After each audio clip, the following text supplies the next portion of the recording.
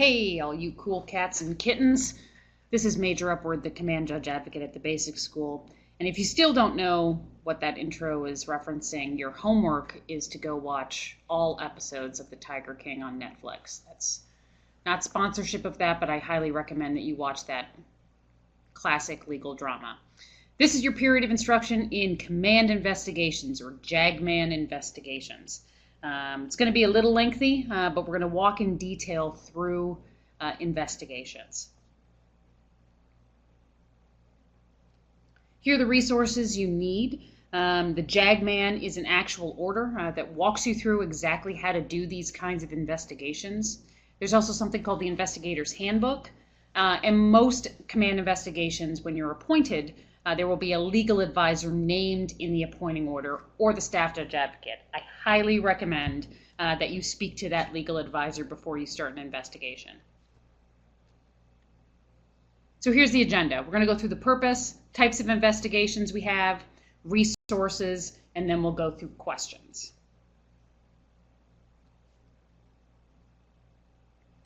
So why do we bother teaching you about command investigations? No doubt, during your time here at the basic school, you have learned many things. You've learned about the defense, you've learned about the offense, you've learned how to call for fire, how to do things in the Marine Corps that you need to know as an officer. Here's the dirty secret. You may never do those things again when you leave Camp Barrett. However, I guarantee that you will do an investigation. The investigating officer is almost always a company grade officer. You can also have an investigating officer who is a major or lieutenant colonel, but that's usually for our bigger scope of investigations. Most investigations at commands are done by company grade officers. Here's the other reason that we do this. There is a distinct possibility that you may have a lance corporal or a corporal in your command who wraps their car around a tree, just like this. And while the police will do their investigation, you may also be required to do an investigation for the Marine Corps.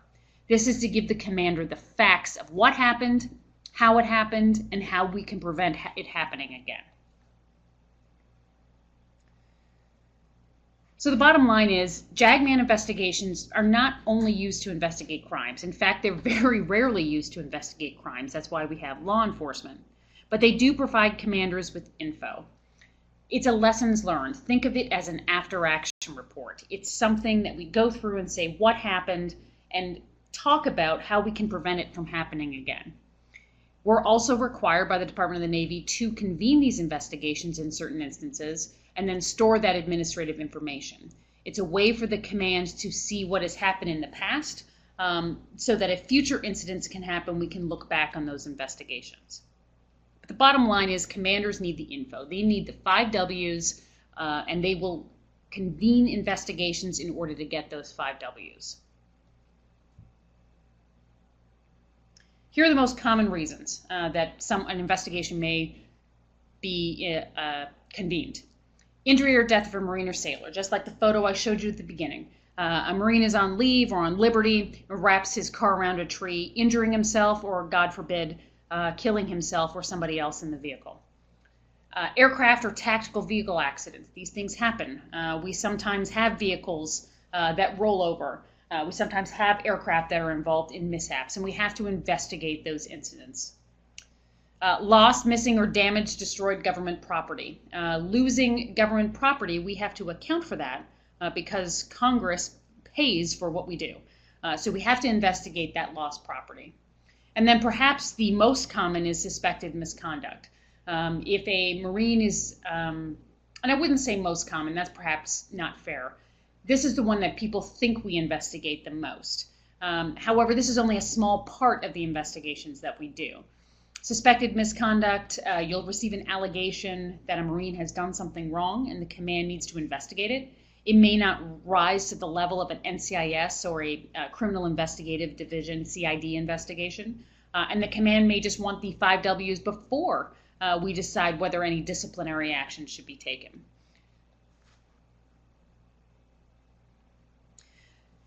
So the initial stage of any investigation is usually called a preliminary inquiry. A preliminary inquiry is a short investigation done usually by an officer, sometimes by a senior staff NCO, into the basic 5 W's of what happened. It usually is only about 3 days to complete, so 72 hours. And I like to think of it as a leader's recon. The CO is just asking to figure out what the basics happened. What happened? Who did it happen to? Why did it happen? At the PI level, you can also begin to see whether more investigation is necessary. You start peeling back the onion of an investigation in a PI and you say, wow, this is bigger than what we can handle in 72 hours. We really should do a bigger investigation. And if another investigation is necessary, what kind? There can be a command investigation or a line of duty investigation, and we'll talk about those as we go along in the presentation. So the parts of the PI. There is a certain format that you have to do these investigations in. And if you're assigned an investigation when you arrive to your command, your first stop should be the judge, if you have one. Remember that judge advocates are very rarely at the squadron or regimental level. They're usually at division or wing. And for that reason, you may not have access to a judge, which is a good reason to make friends with your attorneys who are in your class. But that's usually your best place, a legal officer or a judge advocate. I would start there. Beyond that, I would go to the JAGMAN Chapter 2. The JAGMAN provides information on how this is supposed to be set up, as does the JAGMAN Investigator's Handbook. It has checklists, it has formats, it has templates, so that you know exactly what you have to do. One of those formats is what you see here, which is parts of the PI. You can be given a written appointing letter for a preliminary inquiry. However, it can be verbal, and very often it will be verbal. You'll be called into the XO's office and he'll say, hey, listen, Lieutenant, we lost some ammunition, or we're missing some ammunition from the range we ran last week.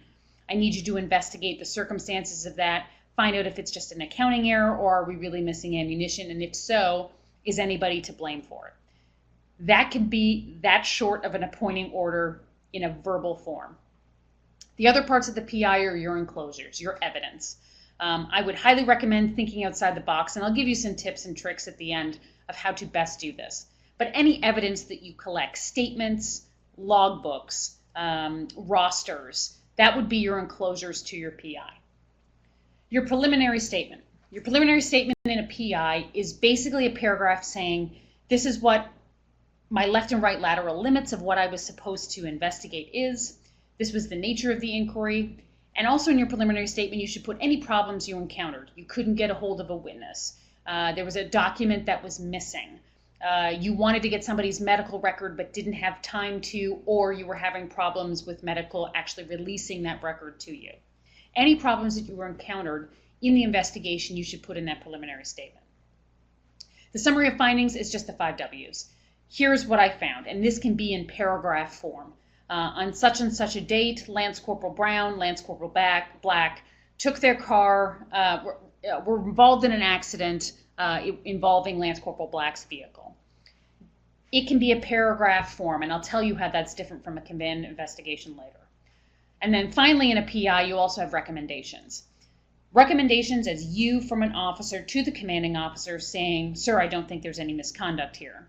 Sir, I do believe there's misconduct here, and I believe this is how it should be handled. And that leads back to my previous class on military law. There's a wide spectrum of recommendations you can make, anywhere from extra-military instruction to 6105 to NJP to general court-martial. Those are the types of recommendations you should be making in a PI. If it's not misconduct-based, if it's a loss of gear or it's an injury, perhaps the recommendation can be something about changing the unit's SOP. It could be changing any procedure that they have on the base.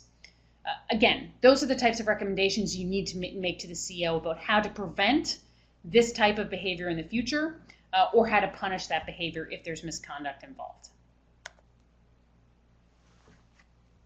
So here's a simple checklist. If you're doing a PI, you should ask, what's my mission? What are the left and right lateral limits of what I've been asked to investigate? Do I think I have enough time to complete?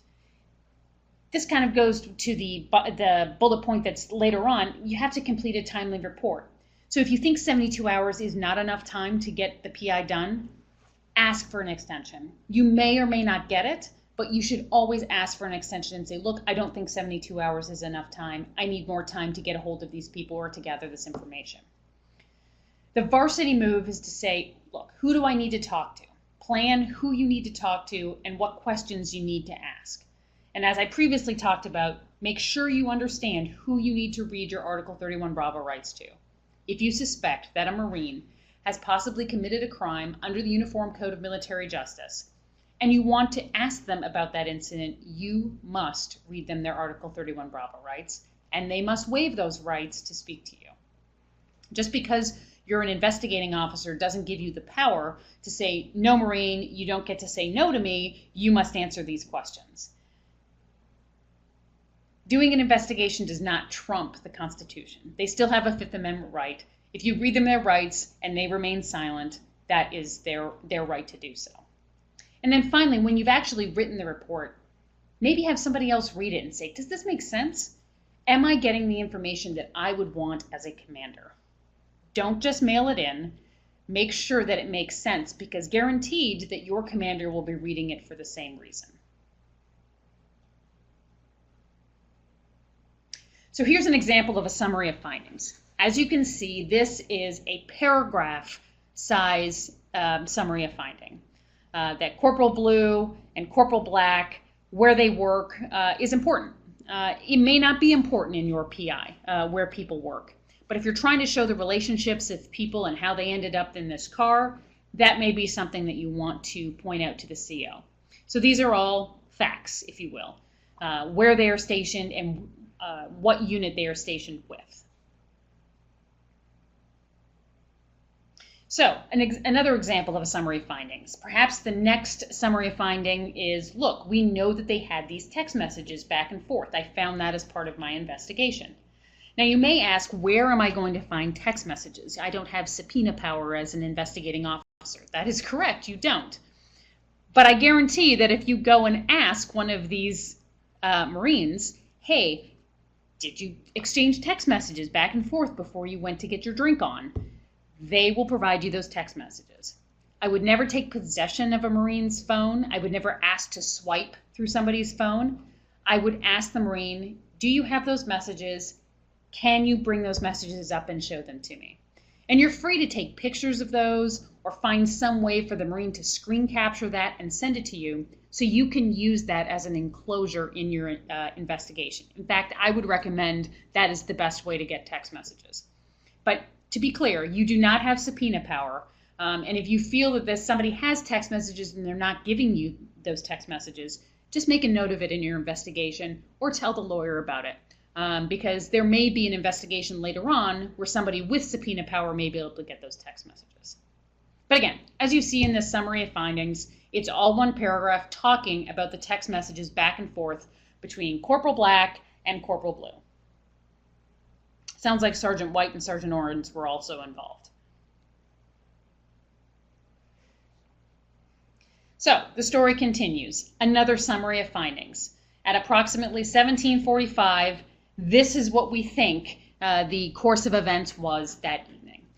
There was drinking involved. They got an Uber, and then they arrived at a place called the Bourbon Room. Again, note that this is all in paragraph format. It's like telling the CO a story. You're trying to give him a narrative of what occurred on that evening before the car accident occurred. So that gives you an idea of what a PI would look like, at least the summary of findings. What options do the commander have? He receives your PI, he reads it, he can determine that no further investigation is required. Either there's no misconduct or there's nothing to be gained from another investigation. He could say, look, I think we had Marines injured in this incident, or he knows that a Marine was injured in the incident, and they have to do a medical line of duty determination. Again, you can make that recommendation to the CO if you want, but he's also going to know if somebody has been injured and you need to do a line of duty. He could also convene an investigation to find out more information. If he's not satisfied with the amount of information you were able to gather in 72 hours, he could convene a much more robust investigation. And those are command investigations, litigation report investigations, or a court or board of inquiry. And we're going to go through all of those. Here's the bottom line. If your commander is making this decision, he should consult with a staff judge advocate before he makes that decision. That's specifically in the JAGMAN, and that's so he understands the legal ramifications of both convening another inquiry or acting on the inquiry he's already had.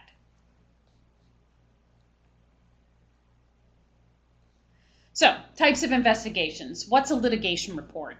Litigation report is usually done by lawyers if we anticipate that the Marine Corps or the Department of the Navy is going to be sued.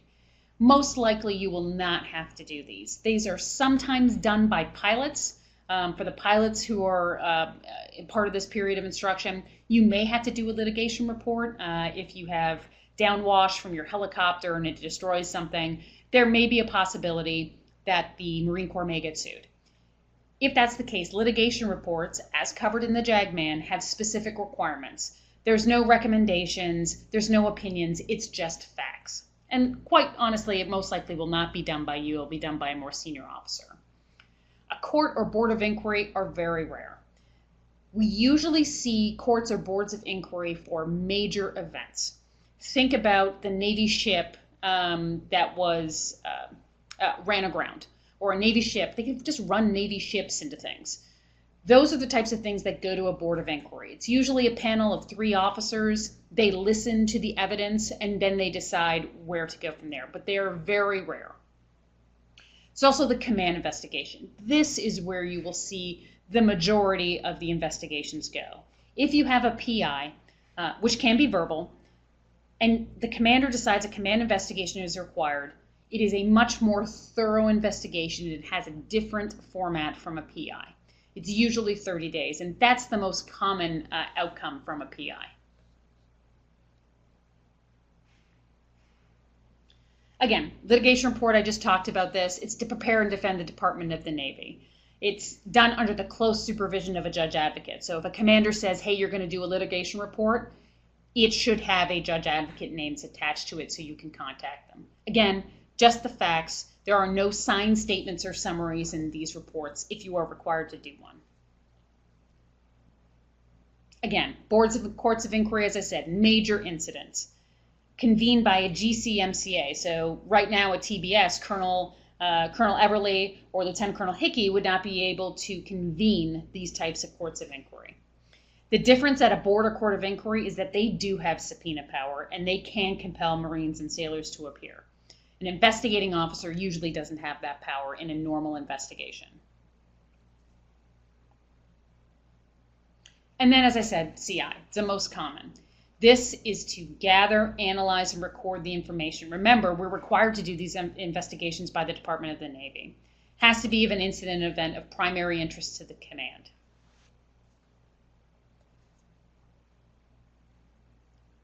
So, what are the parts of a CI?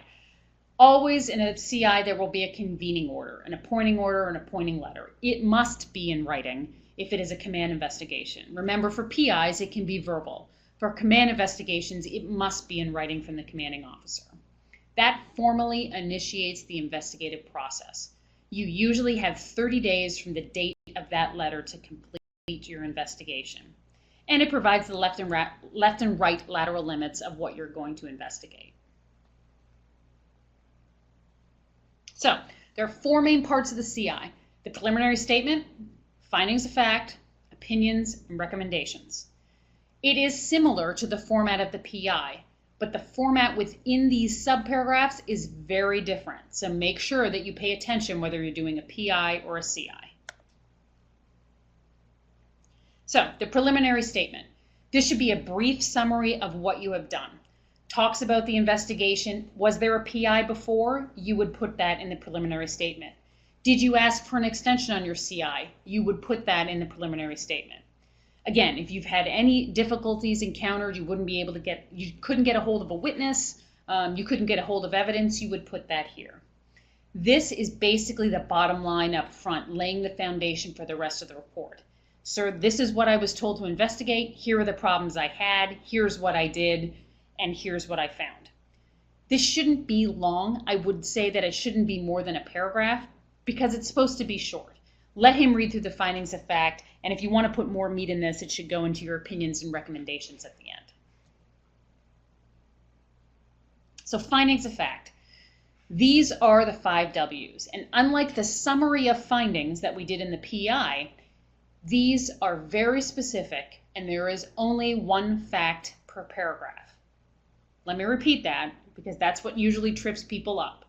One fact per paragraph. If you're writing a CI and you're doing a findings of fact and you have paragraph 1 and paragraph 1 has more than one sentence in it, most likely you have more than one fact. One fact per paragraph. Each finding of fact also has to reference at least one enclosure. So if you are making a finding of fact that somebody is attached to weapons battalion, I would suggest you find a piece of evidence that says they are attached to weapons battalion. Whether that's their BIR, whether that's a roster, whatever it may be, that needs to be evidence attached to your investigation. The bottom line is don't assume anything. Just the facts that you can quantify, whether that's in a statement from someone or a piece of paper that says those things, those are the facts you want to put in. So if you go back to our original incident, and I showed you before how a summary of findings is written as a paragraph, here is how that same incident would be written as a command investigation. Note here that there is only one fact here. That Corporal Blue is a member of the current operation. He is the current operations NCO in the Combat Instructed Battalion Operations section. And also note that it goes back to an enclosure. So I would guess that enclosure 1 is some type of roster or something that shows what Corporal Blue, what his current billet is. That's it. That's the whole paragraph. Paragraph 2 would be Corporal Black, Field Artilleryman. Again, I would anticipate that enclosure 2 is some sort of BTR or something else that shows exactly where he is attached. It is an entirely separate paragraph, one fact per paragraph. Again, I'm going to flip through these slides and not say much because I want you to see how that paragraph that we showed at the beginning in the PI was now distilled into separate paragraphs, all separate findings of fact. One fact per paragraph. If it's longer than a sentence, it's more than one fact.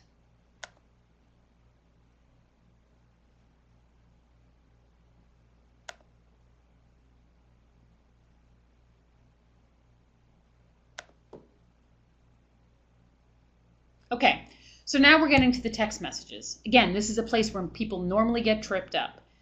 If you have text messages or something, a statement, you want to put that statement all in one paragraph. You cannot. If you have text messages, they must be broken up into separate paragraphs. I understand that you're probably thinking now, my gosh, there's probably going to be 500 findings of fact when I'm done. There could be 100, there could be 200, but it is essential that you break them up one fact per paragraph. For instance, here, this is one text message from Corporal Black to Corporal Blue and what the substance of that text message was. I'm assuming enclosure 6 is either a screen capture of those text messages or it could be a statement from either of these Marines or someone who saw those text messages that said, look, I don't have a copy of those anymore, but I know there was a text message from Corporal Black to Corporal Blue saying this. That is also totally fine as an enclosure in a command investigation. Again, separate text message, separate paragraph.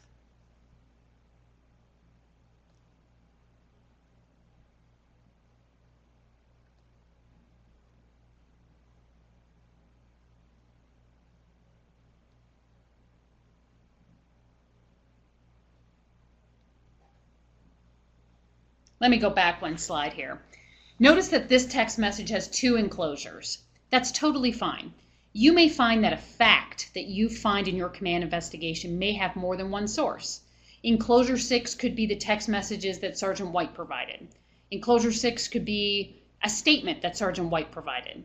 Just make sure that if a fact goes to more than one of your enclosures, you are referencing both enclosures. The other thing I would tell you is be careful about your enclosures. You must, in a standard naval letter format, you must refer to enclosures in order. So if we went back to paragraph 1, you have to refer to enclosure 1 or 2 or whatever is next in line. You can't, in paragraph 1, refer to enclosure 7. And then in paragraph 2, refer to enclosure 5. You must refer to enclosures in order. So be very careful just don't willy-nilly put enclosures in there. Think about what order you want to talk about these enclosures.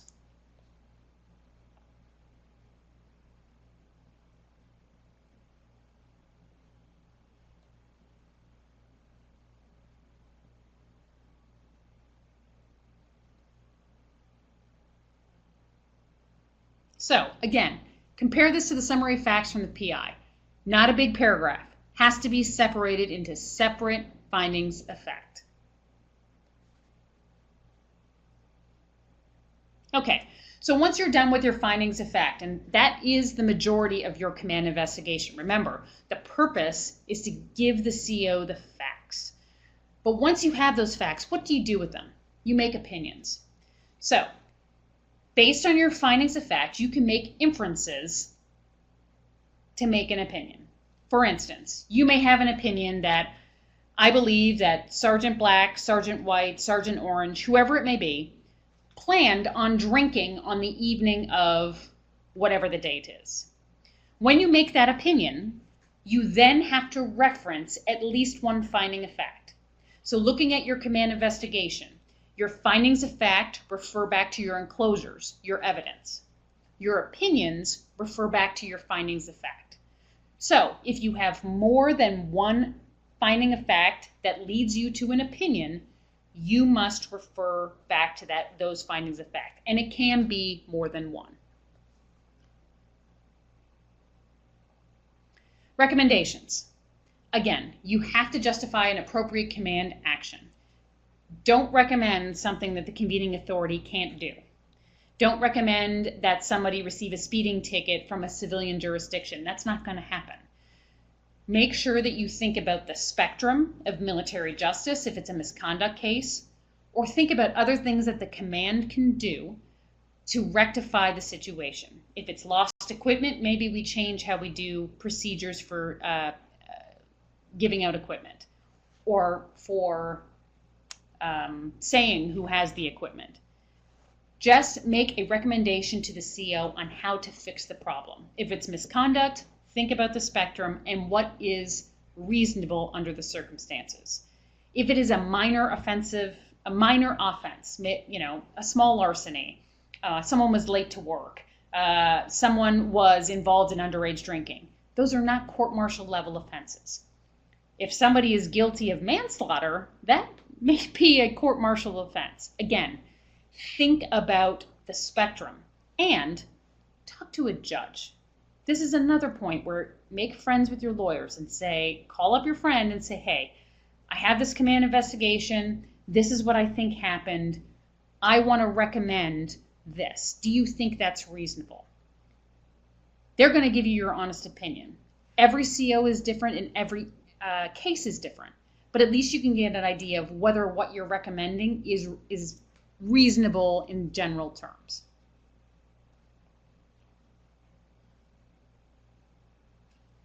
Like I said, think about the recommendations and the spectrum. This is just like the spectrum in military law, from policy all the way up to GCM.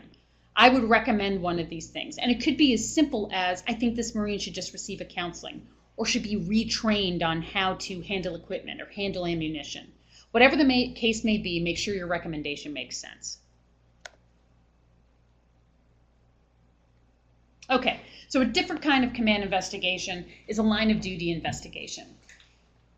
Just like the picture at the beginning, if you have a Marine who is injured or death, and there's the possibility of permanent damage or physical inability to perform their duty for 24 hours, meaning they've been hospitalized, that triggers a line of duty investigation, and that should be clearly stated in your appointment letter, okay? Here's what you need to know. Adverse findings on a line of duty determination investigation can affect benefits. So if you find that someone has acted outside of the line of duty or that their injuries are due to their own misconduct, it must be by clear and convincing evidence. Most investigations are just a preponderance of the evidence. Preponderance of the evidence is, for lack of a better term, 51%. If you find adverse findings for line of duty, it must be clear and convincing. It must be something more than a preponderance of the evidence. It has to be something more than, I'm pretty sure this is what happened. Has to be clear and convincing.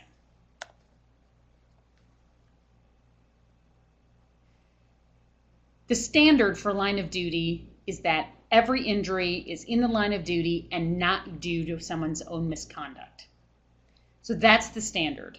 It's not that you're assuming that something is misconduct and you move up from there. It's that you assume that their behavior or their misconduct, that their action was in the line of duty and not due to their own misconduct. For line of duty specifically, injury is always, even death, is presumed to be in the line of duty unless the Marine's in a deserter status. And by deserter, I mean they have been gone and probably a federal warrant has been registered for them for their arrest. An UA status of more than 24 hours. If the Marine is confined after a sentence of a DD, so they're in the brig and something happens, that's not considered in the line of duty. If they are confined for a civilian felony conviction, perhaps they've committed murder or some other felony out in town and something happens while they are confined for that, that is not considered in the line of duty. Or it is not considered in the line of duty if it is a result of a Marine's own misconduct. And here's where most people get tripped up. Injury, disease, or death is not presumed to be in the line of, is not presumed to be misconduct unless it intentionally occurred or it was grossly negligent conduct. We're going to go through what that means, but here's what you need to know.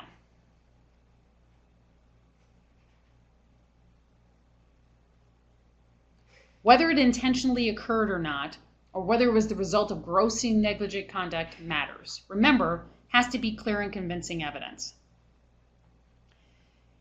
That grossly negligent conduct also has to demonstrate a reckless disregard for the foreseeable and likely consequences. This is a standard that is high. Gross negligence is not the same as simple negligence. And for the lawyers that are listening to this, I'm sure you understand. But grossly negligent conduct is not just, I didn't wear my seatbelt while I was driving. It's not even, I was drunk while I was driving. Now, all of those things together may couple to be grossly negligent conduct, but none of those by themselves are grossly negligent conduct or intentionally incurred.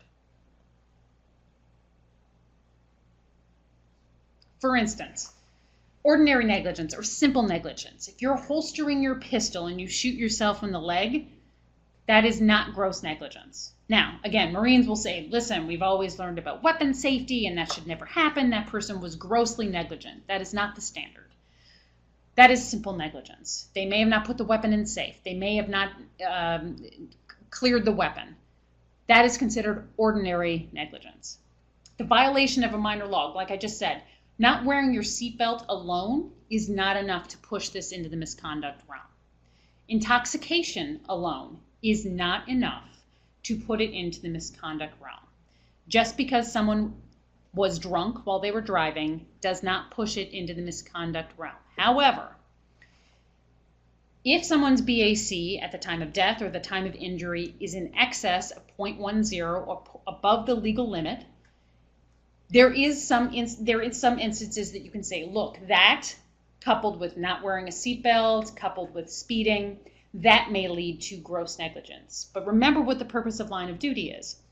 Line of duty can have adverse effects on somebody's benefits, and it has to be by clear and convincing evidence that that is what caused the accident or that is what caused the injury.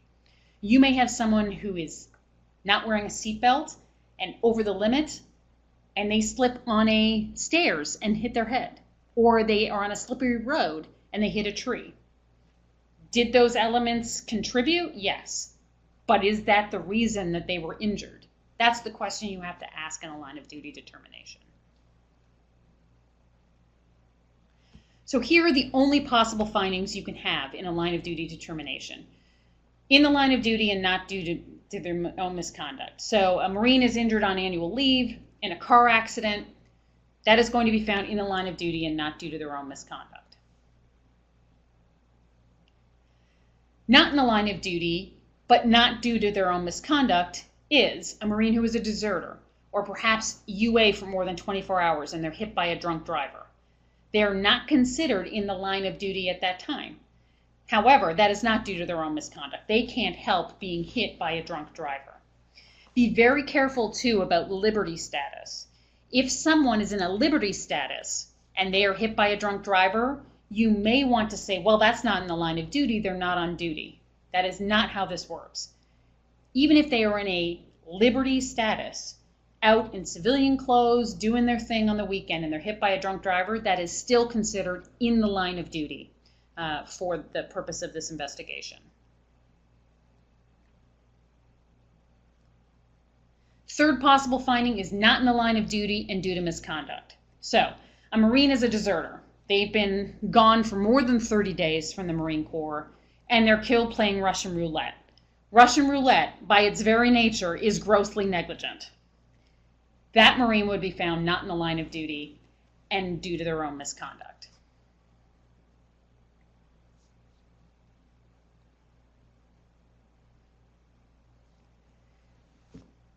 You can never find that a Marine was in the line of duty and due to misconduct. The question I always get is, well, ma'am, what if a Marine is on active duty and he's playing Russian roulette? They're in the line of duty and there is misconduct. Remember, if there is misconduct, it cannot be in the line of duty. And the standard for misconduct is grossly negligent or intentionally inflicted. So, if the Marine is on active duty, perhaps deployed, and he is playing Russian roulette and injures or kills himself, that is misconduct. That is gross negligence, and that takes him out of in the line of duty.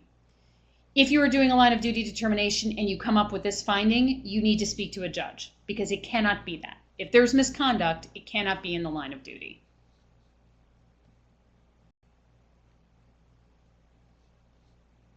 Okay, so here's a couple scenarios. Corporal driving from Miramar to 29 Palms. He gets into an accident 60 minutes later. He breaks his forearm. The speed limit is 65 miles per hour. Okay, you have the government vehicle tracking showing that he was doing 70 miles an hour at the time of the accident.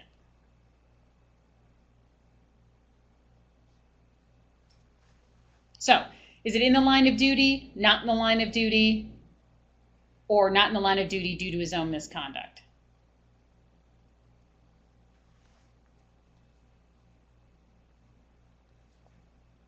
And the answer is A.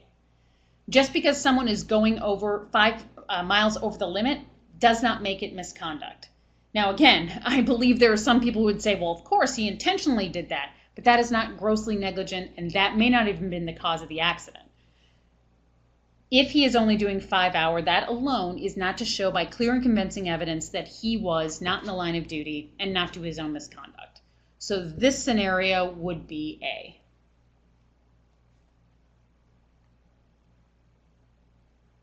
Second scenario.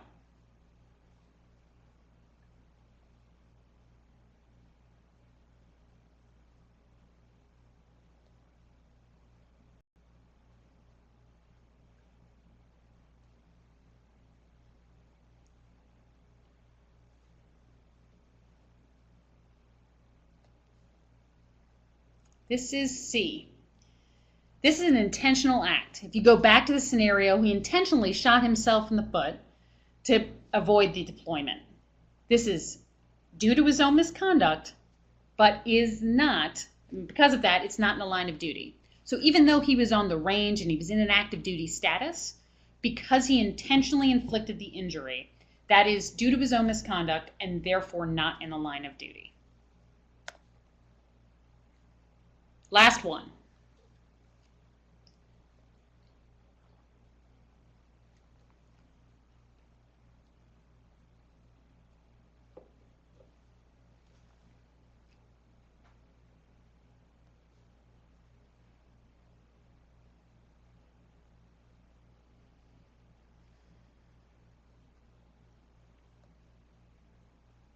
This is A. Even though the Marine is out of bounds, that does not take him out of the line of duty. He's still on active duty. The only way he gets out of the line of duty is if he's in a deserter status or he is UA for more than 24 hours. This sounds like he was just outside the liberty limits during the normal liberty time. Therefore, this would be in the line of duty and not due to the member's own misconduct. Even though he was outside the liberty limits and that could be considered an intentional act, that act itself is not what caused the injury. What caused the injury was the gunshot. That has nothing to do with him being outside the limits, and therefore it's in the line of duty and not due to a member's own misconduct. So here, whoops, I went too far. Here are some tips for conducting the investigation. And now I've gone too far the other way. Sorry about that. Talk to the CJA. Here we have a command judge advocate with a major with a colonel. That's very rare. Talk to a judge advocate, either the staff judge advocate or the command judge advocate. Collect your evidence and contact your witnesses. The default for a lot of people is when they receive an investigation to start their report right away. Don't do that. That's not going to help you. Look at the left and right lateral limits of what you're said to investigate and collect evidence for that. I'd also contacted witnesses, and we'll talk about what order you should do that with. Interview the subject last. If you think there is someone who has actually committed misconduct, or if you think there is someone who is liable for missing gear, talk to that person last, and then draft the report. The report should be the last thing you do. So what do I mean by collecting the evidence? This can be anything, and you should think outside the box. Documents, record logs. I will tell you as an attorney, I love logbooks because OODs keep pretty good record of what they do in logbooks. They also sometimes don't write anything at all. If there is a logbook, you should go and get it. SOPs, policies, and Marine Corps orders. If there's a range mishap, I guarantee there is an SOP of how we run ranges. If there is equipment missing, I am positive there is a standard operating procedure to tell us how we hand out or account for equipment. Marine Corps orders are also very helpful. Items or samples. If you have pictures, videos, sketches, written statements, all of those are evidence. Think outside the box, but collect the evidence for your CO, because that evidence, remember, will fuel your findings of fact. Here's what you need to know about statements. They can be written or verbal. If you are interviewing someone, the best thing to do is have them write their own statement. I want to talk to you about this. Can you tell me about these events? They will write their statement, they'll sign it, and you have it. Sometimes people aren't comfortable doing that. You can say, look, I'm going to ask you some questions, and then I'm going to write down your answers, and then later I'm going to have you sign it. Is that okay? They may say yes, they may say no. If they say no to that, then I would say, look, I'm going to take notes while I talk to you. I'm going to ask you later if I've accurately, noted here what you've said. You don't have to sign it. I just want to make sure that I've recorded what you are trying to testify to. They may say yes. The point is you should memorialize in writing in some form or fashion that interview because you will need to make that an enclosure. Make that an enclosure to your investigation. That way you can refer back to it and the CO, if he wants to read it, can read your notes or their statement or whatever you have memorialized that interview in.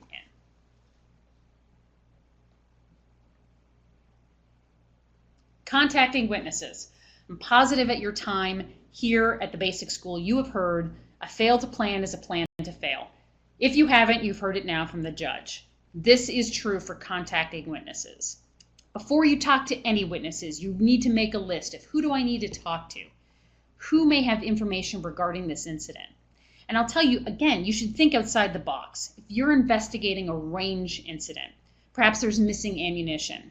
Are you going to go talk to the ammo tech first? No, because they may be culpable in that ammunition going missing. The best people to talk to on a range is just the Lance Corporal who's out there shooting that day. He'll probably tell you exactly how ammo handout went that day, exactly what procedures were followed, because he just wants to get back to his room and play Call of Duty. So ask him, hey, Lance Corporal, I want to talk to you about the range, and I want to talk about how the ammo was handed out that day. I'm positive he'll tell you what you want to know. Think about who else is out on a range. Guaranteed out on a range, there's always a doc. Navy corpsmen are another great source of information. They don't have any skin in the game. They don't have anything to do with ammo turnout. However, you can go and say, look, I want to ask you, did you see the ammo turnout that day? Were you there when it happened? What did you witness? What did you see? Those are great sources of information, and they don't have any reason to lie because they're not culpable. They went, they shot on the range, they went home, or they went, supervised the range, and went home. So think about that when you're talking about who you need to talk to. Then think about what order should I talk to them in. As I said already, talk to the subject last. If you think someone is culpable, if you think the OIC, the range safety officer, the ammo tech, the ammo driver, if you think they're somehow culpable in that missing ammunition, if that's what you're investigating, talk to them last. Because then you will have the facts. And if that lance corporal who just shot on the range says, look, sir, ammo turnout that day was completely messed up, then you have that information to go and talk to the ammo tech. Because the ammo tech may say, yes, sir, I followed all procedures. By that point, you've already talked to the lance corporal that said that's not the case. And you've already gotten the evidence because you have the SOP that says how ammo turnout is supposed to go. I'd also write out questions that you would ask. I go into the courtroom, I go with questions that I want to ask. I don't go in there and wing it. I would recommend the same thing if you're doing an investigation. Again, the best practice is to have a written or signed statement from the subject, but it's also acceptable to have interview notes or memorialized in writing. Here's the other part. If you're interviewing someone, don't read every witness their Article 31 Bravo rights. That's going to have a chilling effect on that lance corporal who's just on the range shooting or that corpsman who's just supervising. You only are required to read someone their Article 31 Bravo rights when you suspect that they've violated the UCMJ and you want to question them about it. So, your subject, absolutely, you have a responsibility to read them their Article 31 Bravo rights. But if the person is just a witness, I would not do this. I would not read them their rights. That's just going to make sure that they don't talk to you when really you're trying to gather information.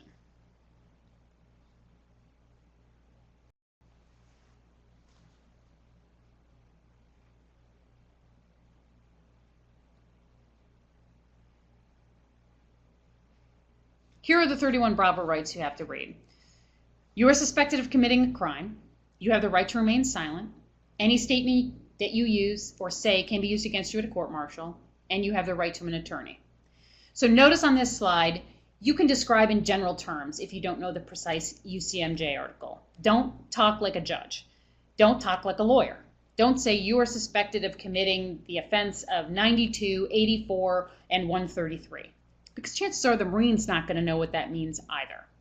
Just spell out, look, I believe that you have failed to obey an order in that you didn't follow the standard operating procedure for ammo turnout. That gives him an idea of what you want to talk to him about and what he might waive his rights for. A cleansing warning. If for some reason you're speaking to a witness, perhaps you're speaking to the range safety officer, you have no reason to believe that that person has anything to do with ammunition being missing. And then in the scope of that discussion, you realize, no, this person may have witnessed something and didn't say anything, or perhaps they were responsible for the ammunition being missing. If at any point during the interview you think that that person has committed a crime, you have to stop. You have to read them their rights. Cleansing warning is when you say to them, look, you've just made an answer now that I believe that you may have committed a crime under the UCMJ. I'm going to read you your rights. Anything you say from this point on can be used against you in a court-martial.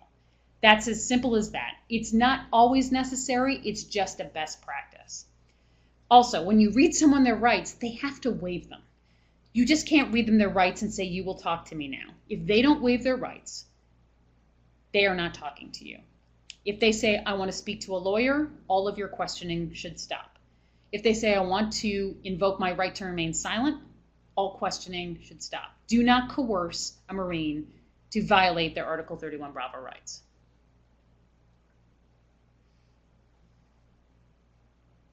Remember from my military law class, if they invoke the rights, they are invoking a constitutional right to the Fifth Amendment. They are not required to self-incriminate.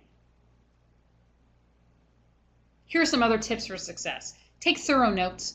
When you're in an interview and someone even said that they're going to write a written statement, but you're going to ask them some questions, take thorough notes.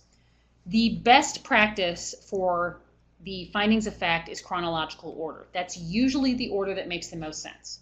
Now, you may have a command investigation where that doesn't make sense, to do things chronologically.